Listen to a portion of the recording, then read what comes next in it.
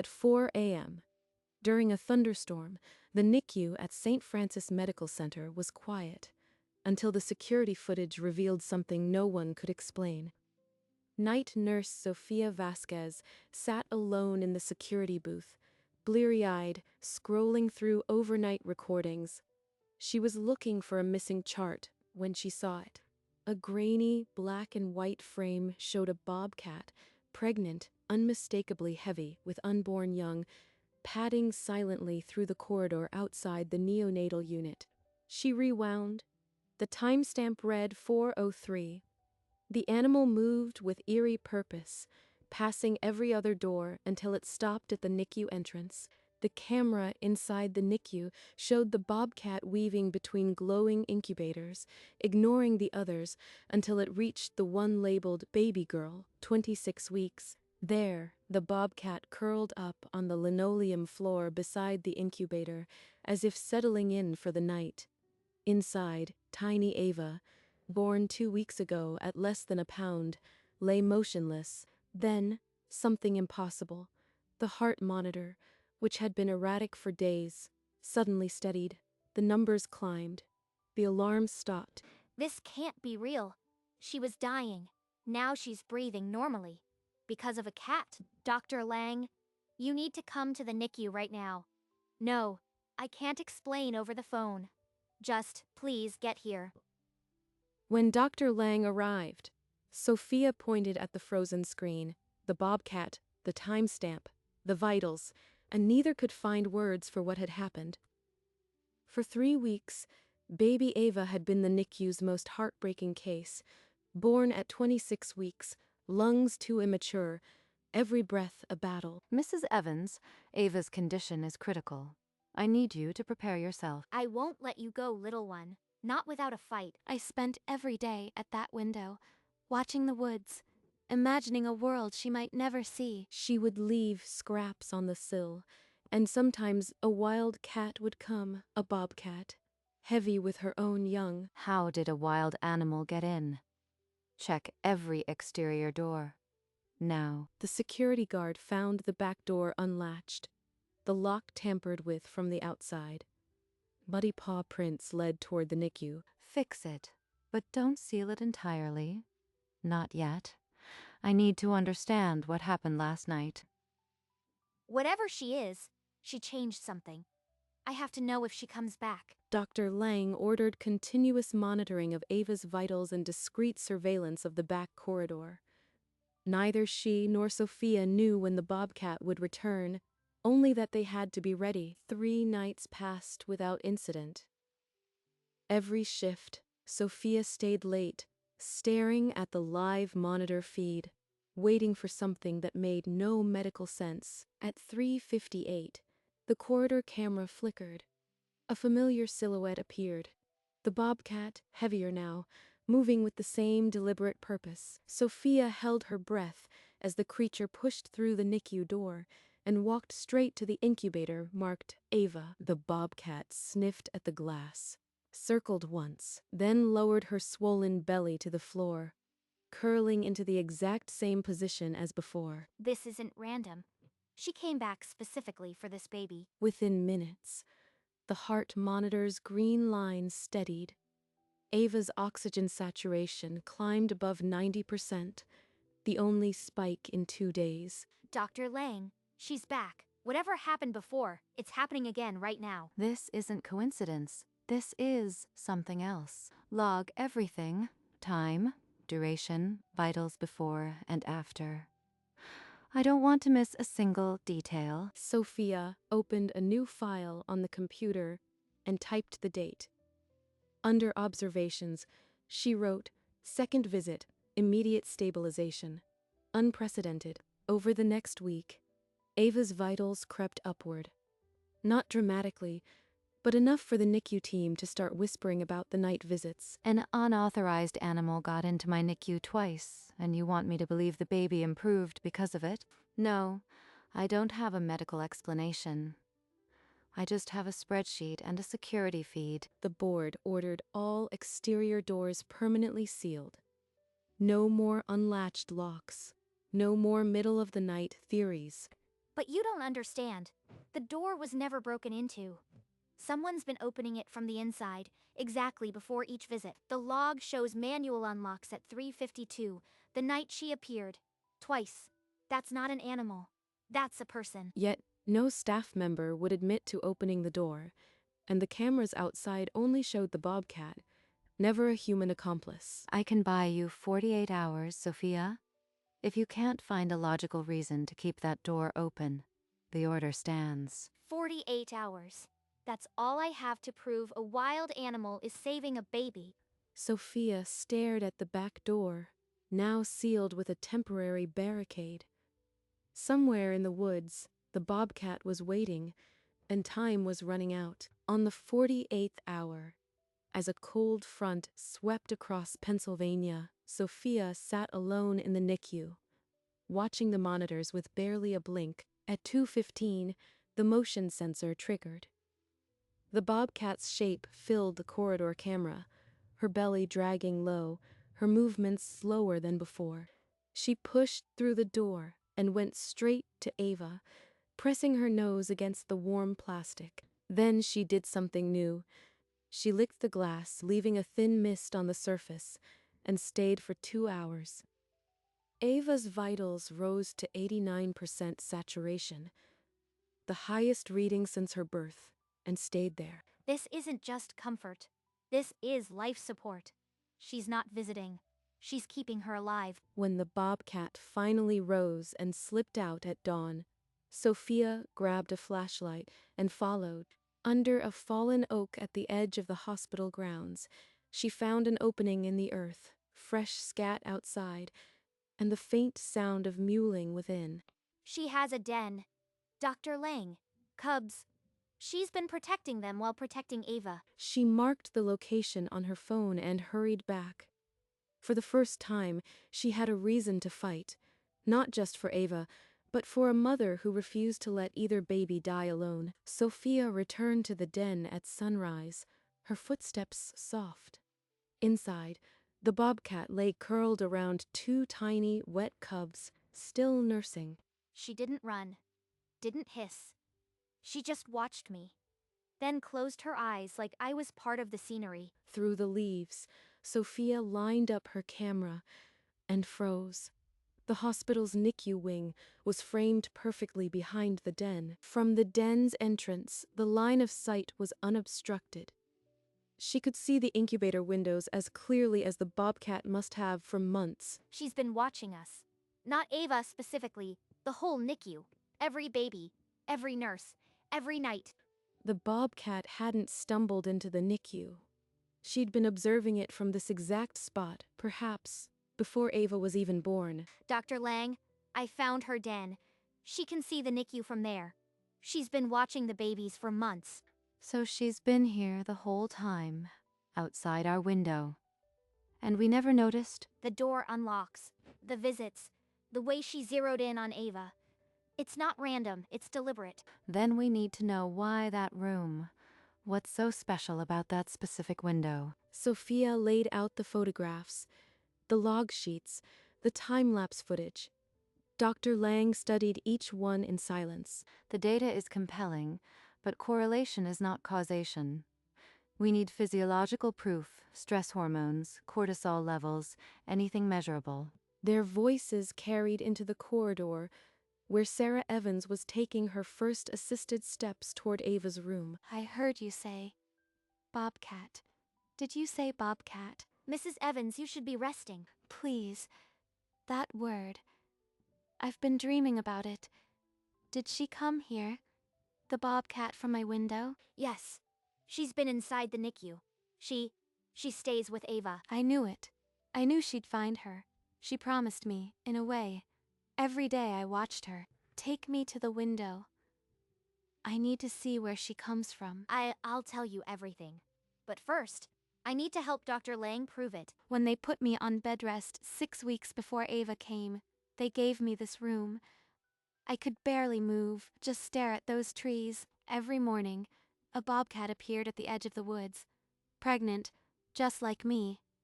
At first I thought she was hunting, but she just sat. Sarah began leaving bits of bread, pieces of fruit on the sill.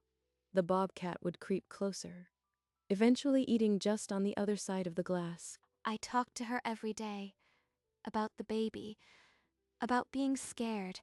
She'd tilt her head like she understood. From her bedside drawer, Sarah pulled a worn photograph. Herself, heavily pregnant, waving at the window, and a bobcat silhouette, paw raised against the glass. I think she was waiting for my baby too, like she knew we were both carrying something fragile. This isn't just coincidence. She might have imprinted on you through that glass. The sound of your voice, the smell of the food. She'd press her paw to the glass, and I'd press my hand. I told her I'd name my daughter Ava, after my grandmother. And when I went into labor, she was there. She wasn't just watching. She bonded with this family before Ava was even born. Imprinting, it's possible. If she associated that window with safety and your voice with trust, she might search for something similar now. But Sarah's labor came early and fast. She was rushed away, and in the chaos, she never saw the bobcat again. When I finally came back to that room after Ava was born, the bobcat was gone. I thought she'd forgotten me. But then, Sarah remembered the NICU window was just 2 doors down, facing the same wooded lot. The bobcat must have followed the sound of a baby crying, or the scent from this room. She found Ava because she was looking for you. This is the missing variable, but the board will call it sentimental, not scientific. Then we need to show them the data, today. But the hospital administrator had already signed off. At midnight, the back door would be permanently sealed. If we can't get a stay, that bobcat won't be able to get in. And Ava's vitals could drop again. Then we present our case first thing in the morning. We don't sleep until it's done. They worked through the night, compiling every scrap of footage, every nurse's note, every vital sign. But the clock was ticking. At midnight, a maintenance crew bolted the back door shut and posted a final notice: no entry. Alarm will sound.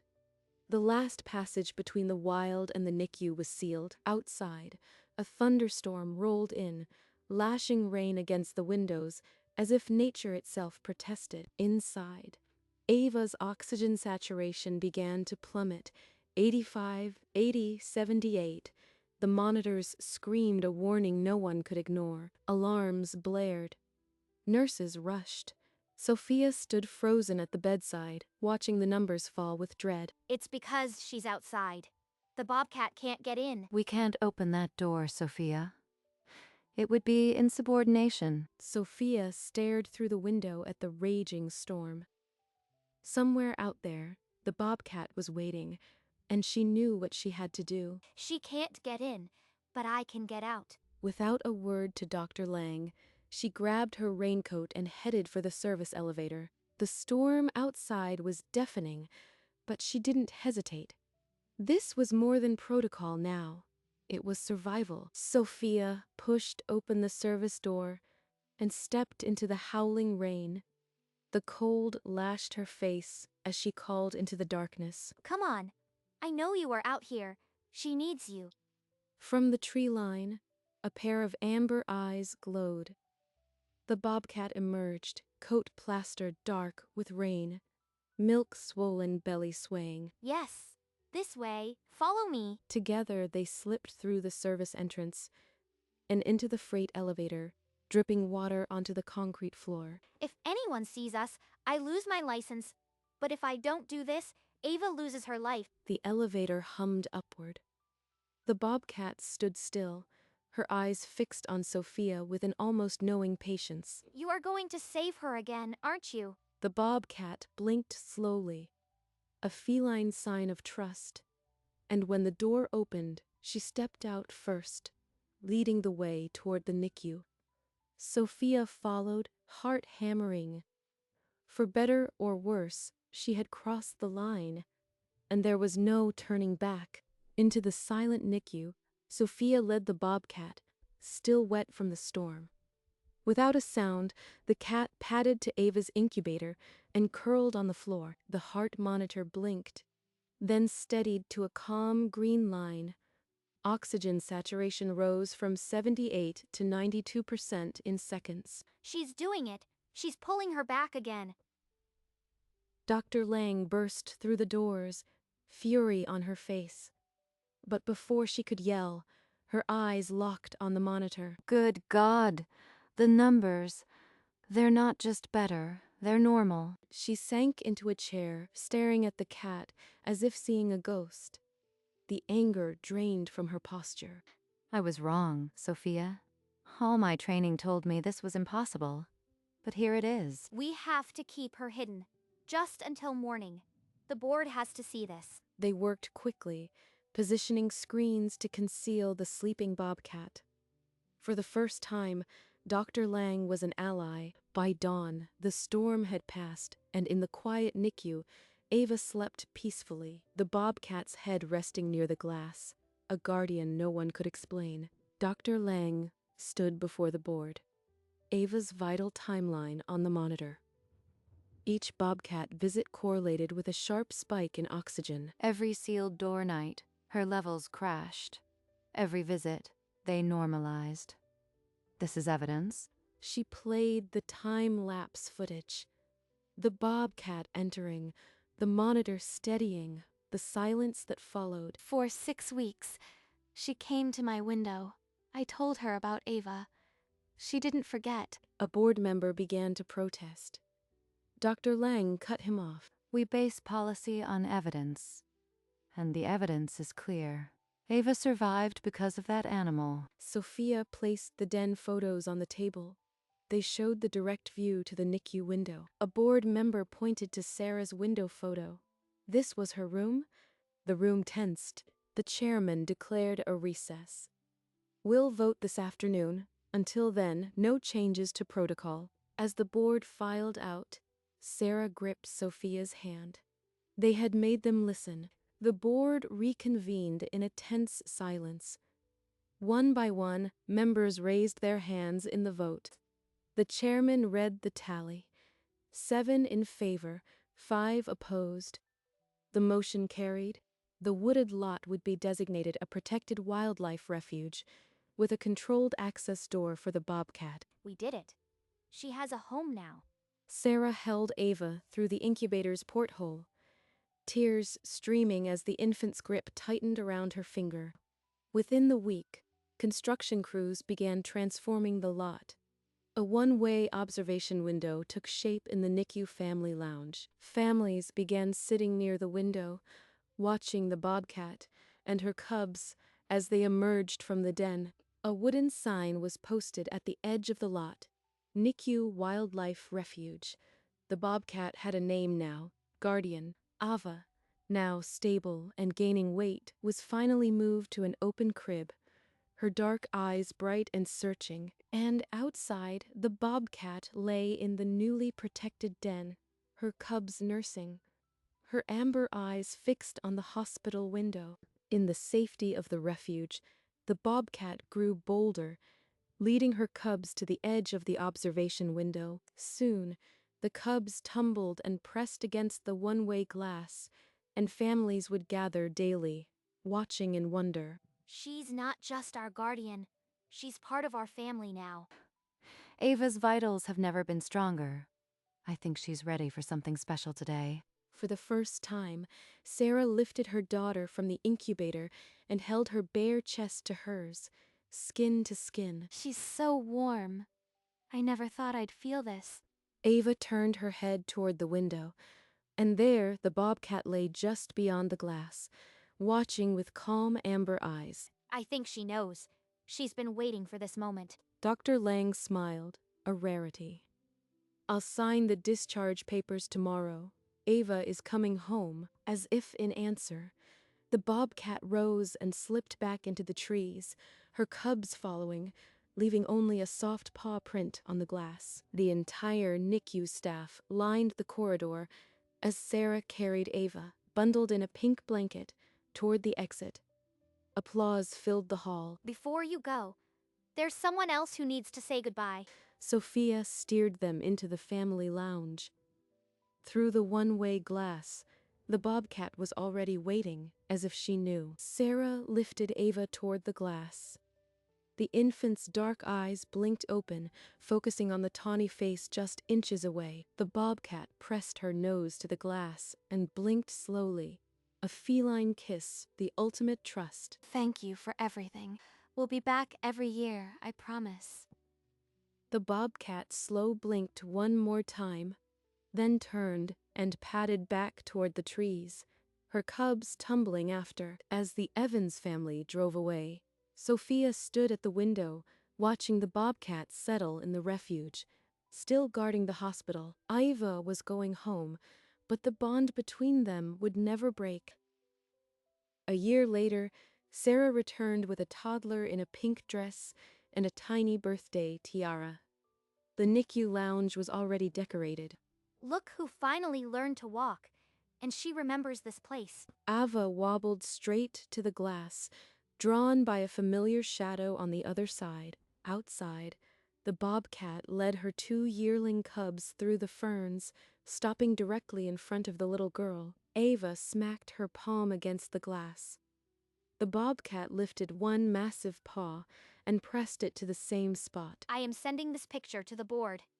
Some things don't need a medical explanation. That afternoon, the hospital unveiled a brass plaque. Guardian Bobcat Refuge, home of the cat who saved a life. You gave her a chance when no one else could. She'll never forget. The bobcat slow blinked twice, then led her cubs back into the trees, the refuge feeling a little more like home. Iva pressed her small hand to the glass one more time, and the bond between them, forged in a NICU at 4 a.m., became permanent. 3 years later, the bobcat gave birth to her second litter in the refuge, tiny kits nursing in the sun-dappled den. Dr. Lang presented a landmark paper on the Ava effect at a national neonatal conference, stunning the medical community. Sophia was promoted to head nurse of the NICU, her badge now reading clinical coordinator. 4-year-old Ava visited every week, sitting cross-legged by the glass, reading picture books aloud to the bobcat. The bobcat would rest her head against the one-way surface, a deep purr vibrating through the glass. She's not just a patient. She's teaching us what connection can do. The hospital was designated a center of excellence, the refuge cited as the cornerstone of its innovative care. Who knew a wild cat would rewrite medical textbooks? We've proven that healing sometimes comes from a purr, not a prescription. And in the refuge, the bobcat nursed her kittens, amber eyes fixed on the NICU window, as they had always been. For Ava's 6th birthday, a local news crew arrived to document the annual visit that had become a hospital tradition. Ava, now a confident schoolgirl in a blue uniform, ran straight to the glass, her palm pressed flat against the cool pane. Outside, the bobcat emerged from the ferns, silver now dusting her muzzle, her movements slower, but her amber eyes still sharp. Hey, old friend. I learned to read chapter books. Want to hear? As if in answer, the bobcat rolled onto her back, exposing her soft belly, the ultimate feline surrender. That cat has known you since before you were born, and she still does. I know. She's my best friend. Sarah captured the moment on her phone, the glass barrier between them invisible with love. The news segment aired that evening, titled "The Guardian of NICU," and the world learned of the impossible bond. And in the refuge, the bobcat's cubs watched their mother with the little human, learning the legacy of care. When Ava was 9, Sophia found the bobcat curled in her den, still facing the hospital, as if guarding until her very last breath. She's gone. She never turned away from us. Not once. The hospital held a small memorial by the observation window. Ava placed a single white flower against the glass. Thank you for saving me. I'll never forget. A year later, on her 10th birthday, Ava returned to the refuge, expecting an empty window. A young bobcat, one of the cubs from the last litter, emerged from the trees and walked straight to the glass. It lifted one paw and pressed it to the spot where the old bobcat always touched, then blinked slowly. You came back in her way. Sophia watched from the doorway, tears streaming down her face, as the legacy she had helped protect continued. The signs still read Guardian Bobcat Refuge, and now a new generation stood watch over the NICU. At 13, Ava stood in the NICU family lounge dressed in a formal blue dress, presenting to a group of donors seated before the observation window. I was born at 26 weeks, weighing less than 2 pounds. I wasn't supposed to survive. She gestured to the one-way glass, where two bobcat cubs tumbled over each other in the afternoon sun. But one night, a pregnant bobcat walked into the NICU and changed everything. She motioned for her mother, Sarah, and then introduced Dr. Lang and Sophia, who stood beside her, eyes glistening. I was skeptical at first, but the data and Ava's life proved me wrong. Science now supports the bond. This hospital taught me that healing can come from the most unexpected places. Because one wild mother chose to trust, I learned what healing really means. The room erupted in applause, and through the glass, the cubs rolled together as if celebrating with them. And outside, the new guardian bobcat sat at the edge of the wood, amber eyes fixed on the window, a living promise that the bond would never be broken.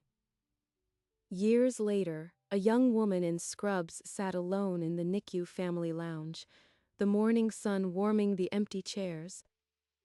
Ava studied an old photograph, herself as a preemie in an incubator, and beside her, the original bobcat, calm and watchful. Through the one-way glass, a new litter of bobcat cubs played in the refuge, chasing each other under the oak. She smiled, touching the glass, where a curious cub pressed its nose, just as the first one had done with her mother. Then she stood, shouldered her bag, and walked toward the NICU doors, the same doors the bobcat had entered all those years ago. Her badge read, Ava Evans, Volunteer, but the story behind it was something no textbook could contain. Before starting her shift, she paused at the window one last time, watching the cubs tumble in the dappled light. The hospital had changed, but the refuge remained, a legacy of one wild mother's choice to trust. Taking a deep breath, she pushed open the NICU door, the familiar beep of monitors welcoming her home. And beyond the glass, the bobcat's amber eyes watched, as they always had, a guardian, then and now.